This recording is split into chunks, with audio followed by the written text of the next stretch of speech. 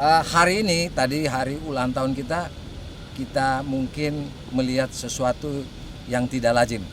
Mungkin dilihat orang bahwa hari ini dilanjutkan dengan pengangkatan Bapak Angkat, Bapak Mayor Jenderal TNI Andi Sumangeruka, yang beliau adalah mantan Pangdam 14 Hasanuddin.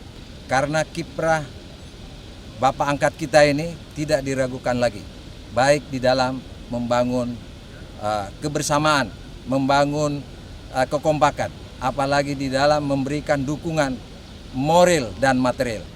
Saya memang pernah menjadi bagian dari Kodam 14 Hasanuddin, sehingga hari ini saya dikukuhkan dan diangkat.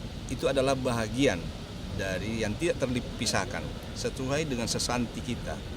Sesanti Kodam 14 Hasanuddin setia hingga akhir. Artinya selama badan ini masih bernapas, maka kesetiaan itu tetap berada pada kita.